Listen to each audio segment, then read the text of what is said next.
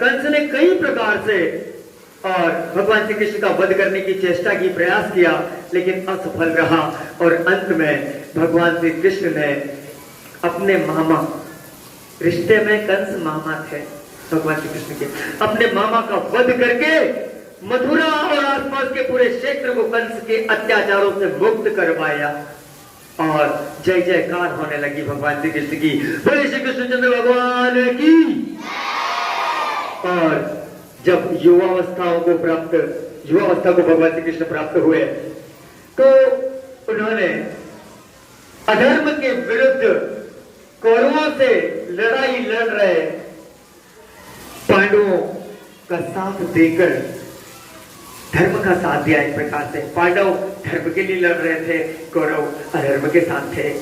पांडवों के साथ खड़े होकर के और युद्ध क्षेत्र में अर्जुन का और पांडवों का साथ दिया।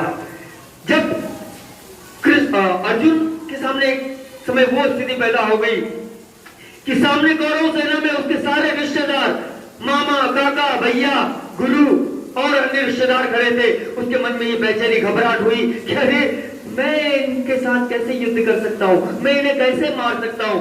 और ये जब संकोच भगवान श्री कृष्ण ने महसूस किया कृष्ण के सामने, और तब उसको प्रेरित करने के लिए कि अर्जुन, यहां रिश्तेदार नहीं, सामने सब लोग अधर्मी हैं और अधर्मियों का नाश तुम्हें करके धर्म की स्थापना करना है। तुम्हारे मन में ये कमजोरी क्यों है? क्या तुम नपुंसक हो? तब अर्जुन को क्रोध आ जाता है। भाई एक वीर योद्धा को यदि कोई नपुंसक, कायर, डरपोक कह देता तो स्वाभाविक ही क्रोध आना। भगवान श्री कृष्ण ने कहा, अर्जुन तुम नपुंसक हो, कौरवों की बड़ी सेना देखकर तुम्हारे मन में डर व्याप्त हो गया है। और तब अर्जुन ने क्या कहा था बताए? सत्य कहता हूं सखे सुकुमार, मत जानो मुझे, यमराज से भी युद्ध में प्रस्तुत सदा मानो मुझे। अरे पार्थ, मैं डरपोक या कायर नहीं हूं, अरे मैं तो साक्षात यमराज से युद्ध करने के लिए मैं तैयार हूं। लेकिन सामने मेरे रिश्तेदार, मेरे चाचा, मेरे मामा, मेरे गुरुओं को देखकर मेरा मन कमजोर हो गया। और तब भगवान श्री कृष्ण ने अर्जुन को युद्ध क्षेत्र में उपदेश दिया था, जिसे आज हम गीता के उपदेश के रूप में जानते हैं। श्रीमद् भगवत गीता के माध्यम से रचित हुई। तो गीता का उपदेश देकर कर्म का पाठ अर्जुन को पढ़ाया था और कहा था, कर्मण्येवाधिकारस्तु अधिकारस्ते मां फलेषु कदाचन। अर्थात केवल कर्म पर ही तेरा अधिकार है, फल पर नहीं। इसलिए कर्म किए जा। कर्म प्रधान विश्व रचि राखा, कहा है ना, जो जस करे ताई का। तुम कर्म करते रहिए, फल की इच्छा मत कीजिए, फल को परमात्मा अवश्य देंगे। यदि आपने 100% अपने कर्मों के लिए दिया है, प्रयास के लिए दिया है, तो इस तरह से अनेक लीलाओं को करते हुए भगवान श्री कृष्ण ने और वर्षों तक द्वारका पर भी और राज्य किया। और अनेक बाल लीलाएं, जो अवस्थाओं में भी उनके अनेक प्रकार की ऐसी लीलाएं हैं जिन्हें हमें जानना जरूरी होता है।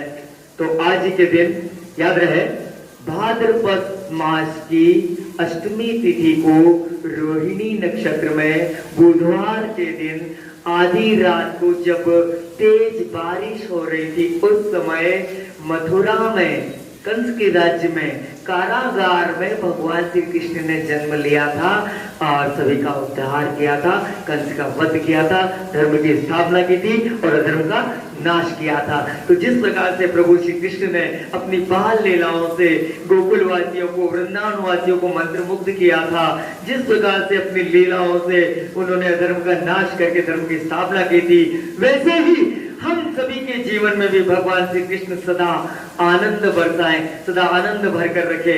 हम सभी भगवान श्री कृष्ण की भक्ति में हमेशा लीन रहें, इन्हीं कामनाओं के साथ। जय श्री कृष्ण। बोले श्री कृष्णचंद्र भगवान की, पालकी के पालकी, पालकी के पालकी, आनंद करे आनंद भयो,